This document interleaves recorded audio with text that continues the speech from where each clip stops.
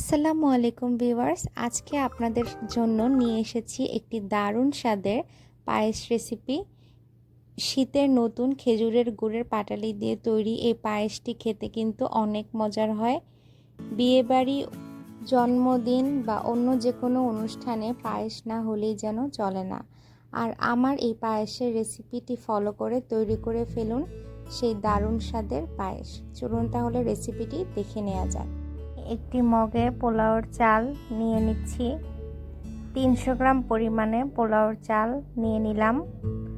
আজকের পায়েসটা আমি পোলাওর চাল দিয়ে করছি, আপনারা কেউ চাইলে আতপ চাল দিয়েও করতে পারেন। চালগুলোকে এবার ধুয়ে নেওয়ার পালা। পানি দিয়ে খুব ভালো করে কচলে কচলে চালটাকে আমি ধুয়ে নিচ্ছি। আজকের পায়েসটা আমি খেজুরের গুড়ের পাটালি দিয়ে করছি, এজন্য এখানে বড় একটি সাইজের পাটালি নিয়ে নিয়েছি। আস্ত পাটালি দিলে কিন্তু দুধটা ছানা কেটে যাবে, এজন্য আমি পাটালিগুলোকে একটু ভেঙে গুঁড়ো করে একটা পাতিলের মধ্যে কিছুটা পানি দিয়ে এর মধ্যে দিয়ে দিয়েছি। লো হিটে এখন এটাকে আমি জাল করে তরল করে নিব।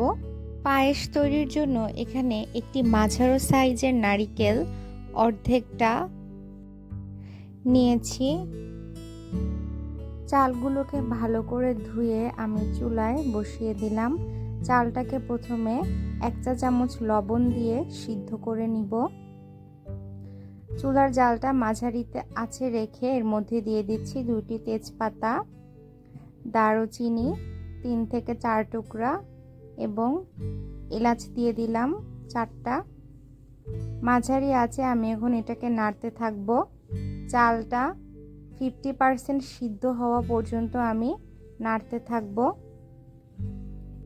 মাঝারি আঁচে প্রায় 15 মিনিট রান্না করার পরে দেখুন পানি ফুটতে শুরু করেছে এবং চালটা দেখেও কিন্তু বোঝা যাচ্ছে 50% সিদ্ধ হয়ে গিয়েছে। এবারে আমি এর মধ্যে জাল করে রাখা গুড়টা দিয়ে দিব। পায়েস তৈরি করার জন্য চাল যদি এভাবে সিদ্ধ করে না নিতাম, অর্থাৎ শুরুতেই যদি জাল করা গুড়টা দিয়ে দিতাম, তাহলে কিন্তু চাল সিদ্ধ হতো না, অনেক বেশি সময় নিত সিদ্ধ হতে। এবারে আমি গুড়টা দিয়ে দিলাম। চুলার জাল মাঝারিতে রেখে এখন এটাকে আমি অনবরত নাড়তে থাকবো। নাড়া বন্ধ করা যাবে না, তাতে করে নিচের দিক দিয়ে পুড়ে যেতে পারে।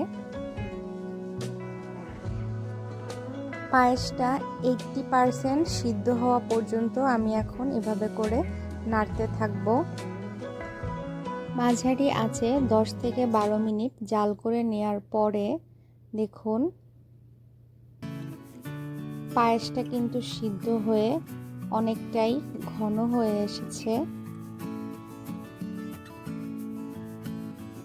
এই পর্যায়ে আমি এর মধ্যে আধা লিটার দুধ দিয়ে দিলাম। চুলার জালটা মাঝারি থেকে একটু কমিয়ে দিয়েছি। এইভাবে এটাকে এখন নাড়তে থাকবো এবং রান্না করব আরও 15 মিনিট। চুলার জালটা কিন্তু লোতেই থাকবে এবং অনবরত এভাবে নাড়তে হবে। চেষ্টা করেছি ঘরে থাকা একদমই সাধারণ কিছু উপকরণ দিয়ে পায়েসটা রান্না করার। এই পায়েসটা খেতে কিন্তু অনেক অনেক মজার হয়। আপনারা আমার রেসিপি ফলো করে বাড়িতে অবশ্যই এইভাবে পায়েস রান্না করে খাবেন।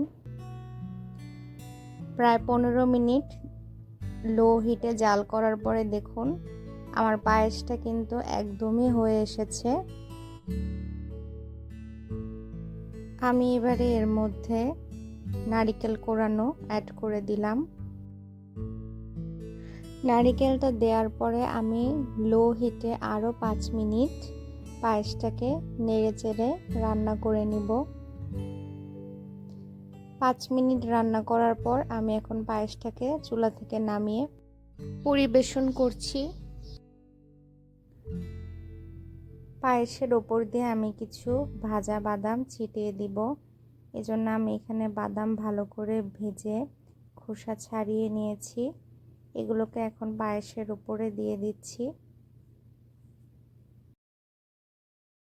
হয়ে গেল আমার রাজকীয় স্বাদের খেজুরের পাটালি গুড় দিয়ে তৈরি দারুণ মজাদার পায়েস রেসিপি। বাড়িতে আপনারা অবশ্যই আমার রেসিপিটি ফলো করে পায়েস বানিয়ে খেয়ে দেখবেন এবং আমাকে কমেন্ট করে জানাবেন কেমন হয়েছে। সবাই ভালো থাকবেন, সুস্থ থাকবেন। আল্লাহ হাফেজ।